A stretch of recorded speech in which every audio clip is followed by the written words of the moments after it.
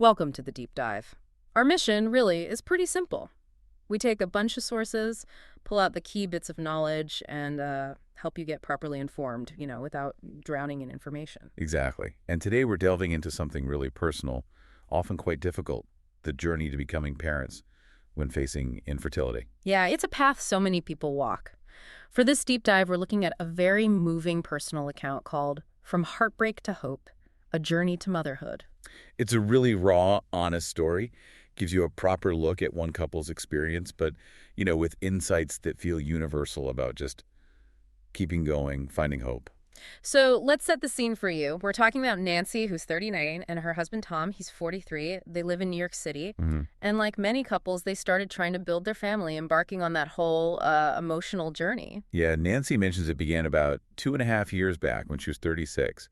They were trying naturally at first, feeling optimistic. As you do. But then, month after month, nothing. Right. So after a year with no success, they did what a lot of couples end up doing. They went to see a fertility specialist. And that's where things started to get, really clear. The initial hurdles became quite stark. Yeah, the medical reality hit them pretty fast. Nancy's diagnosis, it was tough. Her FSH level, that's follicle stimulating hormone, was high at 21. Which isn't ideal. No. And her AMH, anti-Müllerian hormone, was really low, 0.12. Just to give you some context, those numbers strongly suggest diminished ovarian reserve, basically a low egg supply. It really highlights something important, doesn't it?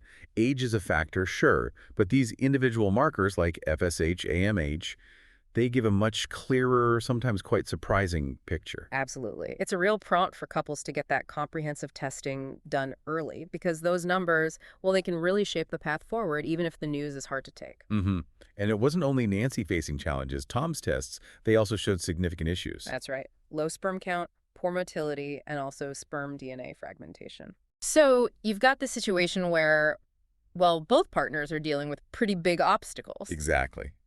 Nancy said their doctor, while kind, was very direct about it. Their chances of conceiving naturally, very slim. Wow, okay. So what did they do? Well, despite that tough news, they decided to push forward with IVF, in vitro fertilization. Right. And they went through three pretty grueling cycles. We're talking countless injections, constant appointments. Oh, the emotional toll must have been immense, just the waiting and hoping. Totally. A real test of endurance, as Nancy put it. So those first 3 attempts, what came out of them? Well, they managed to get 4 fertilized eggs in total from those retrievals. Okay. And 2 of those actually developed to the blastocyst stage. Yeah. That's like day 5 or 6 for an embryo, a really key point for implantation success. Hey, so getting 2 blastocysts after all that, they must have felt a surge of hope. Oh, definitely. Nancy said she and Tom were over the moon. They got takeout to celebrate. Really felt like maybe, just maybe, their dream was finally within reach. You can feel that moment, can't you? That little bit of light after so much struggle. Yeah. But then came a really, truly devastating blow. Uh-oh. They decided to do pre-implantation genetic testing, PGTA, on those 2 blastocysts. Okay, standard procedure for many. Right. But the results came back. Yeah. Both were chromosomally abnormal. Oh, no, both of them. Both of them. Nancy described it just like her heart sank. Like the universe was playing some kind of cruel joke. Awful. Just crushing news after everything. It really shines a light on, one of the hidden hurdles in IVF. Even when you get fertilization, even when you get embryos developing, their genetic health is still a huge factor. Yeah. It's just a powerful reminder that this whole path, it's rarely straightforward. There are so many points where things can go wrong, where heartbreak can happen. You really need incredible emotional resilience. Definitely. You have to be able to navigate these sort of unexpected biological roadblocks. So that kind of blow, it really changes everything. It led Nancy and Tom to a pretty major decision point, right? It did. They did a lot of soul searching, and eventually they decided to start exploring using donor eggs. That's a big step. Huge. Nancy talked about this really strange mix of feelings, grief, letting go of that genetic connection, but also hope. Hope that this could still be their path to becoming parents. It's a path many couples bravely take when facing similar hurdles. A courageous decision. Very courageous. Yeah. But just as they were sort of mentally preparing for this new direction, something else came up, completely unexpected. Oh. Yeah, just a casual chat with a friend. The friend mentioned someone called Mike Berkley. Mike Berkley. A fertility acupuncturist. Nancy had never heard of him. But her friend apparently couldn't say enough good things, talked about his great reputation among both patients and doctors. Interesting. His clinic, the Berkley Center for Reproductive Wellness, it's been around since 1998, helping couples.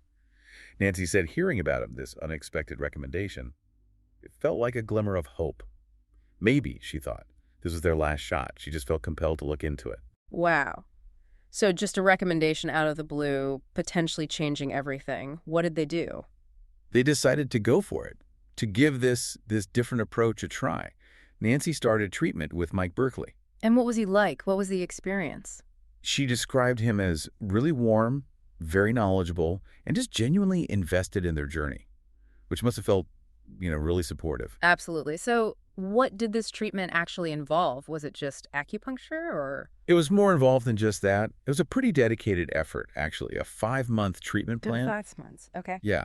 Mike used acupuncture, but also customized herbal blends, really tailoring it specifically to Nancy's body and her needs. Right, a personalized approach. Exactly. And what Nancy really emphasized, what made it different, was that Mike didn't just work in isolation. He actually collaborated with Nancy's own reproductive endocrinologist. Oh, that's interesting. So blending the approaches.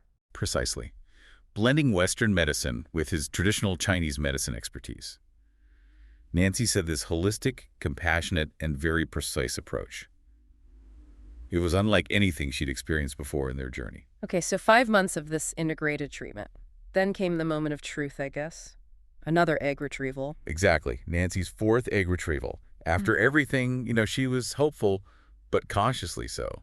Understandable. Yeah, you brace yourself. But what happened next, it was genuinely astonishing. They retrieved 6 eggs this time. Okay, 6 eggs. And 3 of those developed successfully into blastocysts. 3! That's already better than before. But the big question, the genetics. That's the miracle part. All 3 blastocysts, they were confirmed chromosomally normal. All 3. Seriously. All 3 healthy. Wow. After getting 2 abnormal ones before, I can't even imagine the relief. Nancy said the emotional impact was just immense. Unbelievable was her word. Tears just streaming down their faces. After all the previous heartbreak, this was it. The breakthrough.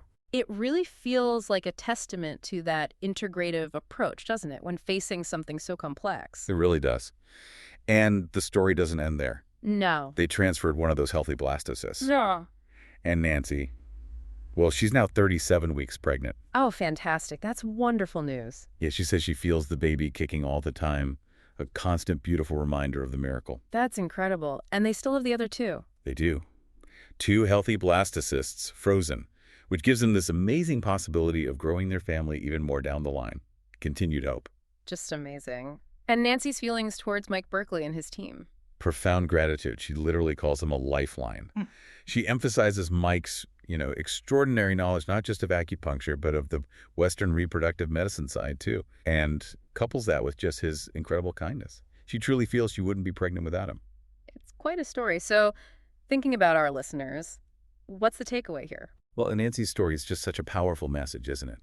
About perseverance, about not giving up hope, and maybe crucially, about finding help sometimes in the most unexpected places. Yeah.